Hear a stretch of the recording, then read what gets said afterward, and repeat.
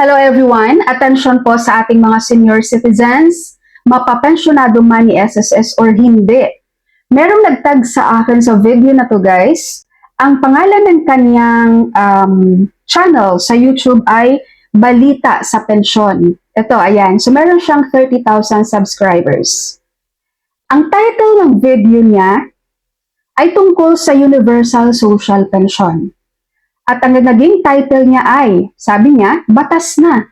6,000 Universal Social Pension para sa seniors. Ngayon, bago ko sagutin to guys kung ito ba ay legit or hindi, i-play natin tong video na ginawa niya. At panoorin niyo po. Mga kababayan at mga minamahal na senior citizens, magandang araw sa inyong lahat. Narinig na ba ninyo ang pinakahuling balita na magpapabago sa buhay ng bawat senior citizen sa ating bansa? Tama ang inyong narinig, batas ni Six na Leo. Universal Social Pension para sa lahat ng senior citizens. Isang makasaysayang tagumpay para sa ating mga nakatanda. Ako po si Pangalan at sa video na ito, ibibigay ko sa inyo ang kumpletong detalye tungkol sa bagong batas na ito na magbibigay ng 6,000 para sa lahat ng senior citizen sa Pilipinas. Okay, hindi ko natatapusin, no? May napansin po ba kayo sa video na to guys? Ang sagot ko po sa mga tanong nyo rin, no? Kung totoo na tong Universal Social Pension, hindi po. Ang Universal Social Pension guys, as of today, kung anong oras, kung anong araw niyo man napanood to, anong date niyo napanood, hindi pa po ito batas guys. Ito pong napanood nyo sa channel ng Balita sa Pensyon, itong piniplay ko na video guys, ito po ay fake news. At halatang halata naman siguro naman napansin nyo rin na ito ay AI lang po. AI video lang po ito guys. Yung nagsasalita dito ay hindi po yan totoong tao. At lahat ng mga sinasabi dito ay hindi po totoo. Kaya mag-ingat po tayo mga senior citizens natin dyan ha. Ang dami pa naman ditong nanonood tapos todo pa salamat pa. Ayun o, nakita niyo mga comments nyo o sino dito nanonood ngayon. Ayan yung mga comments. Salamat po ma'am. Salamat po ma'am. Kanino kayo nagpapasalamat guys? Sa robot na nagsasalita? Sa AI na nagsasalita? Okay? Again po, itong napapanood nyo na video mula sa Balita sa Pensyon, fake news po ito. Ibig sabihin, ang channel na Balita sa Pensyon ay fake news to.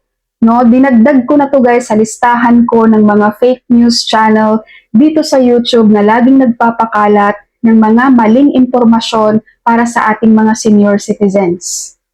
Kapag ganyan ang nagsasalita guys, malalaman nyo naman kung totoong tao ang nagsasalita or hindi eh.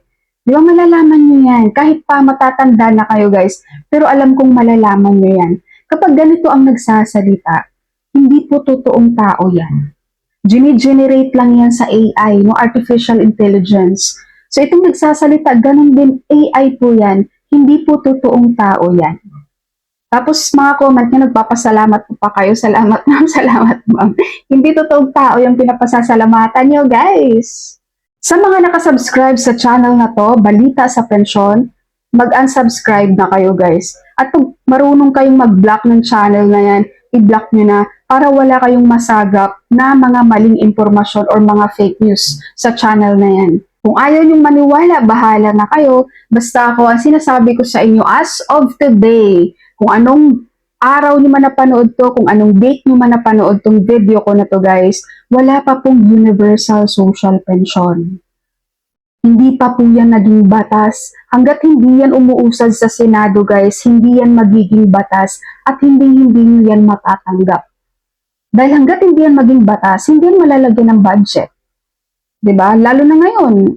'Di ba? Kung updated kayo sa news guys, grabe ang korupsyon na nangyari sa bansa natin.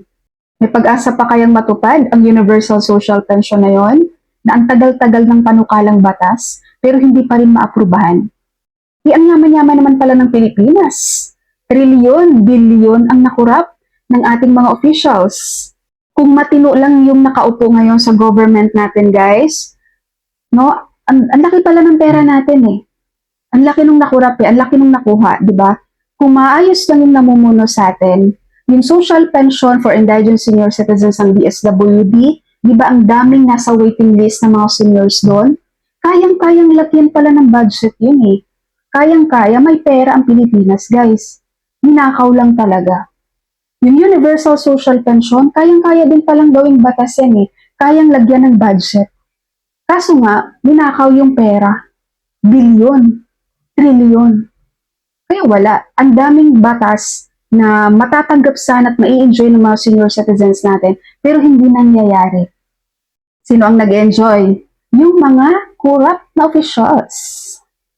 Kaya kayong mga senior citizens, pag dumating guys ang eleksyon lagi, huwag kayong mag-base doon sa mga pangalan na sikat na, di ba? Mag-base kayo lagi guys sa magandang nagawa nung kandidato na yon at yun ang iboto. Ang dami kasi dito guys, sorry talaga, pero usually sa mga seniors natin, kung sino yung kilala nila, kilala ang last name, no, apelyido, lalo na artista, yung mga kilalang pangalan sa bansa, yun ang binuboto. Usually, yun pa nagiging corrupt sa atin. Okay po, sa ating mga senior citizen, and don't worry every time na meron namang maging updates dyan sa Universal na yan guys, magbibigay talaga ako ng update sa inyo. Alright? So that's all for my video for today. Thank you so much for watching everyone. God bless you all.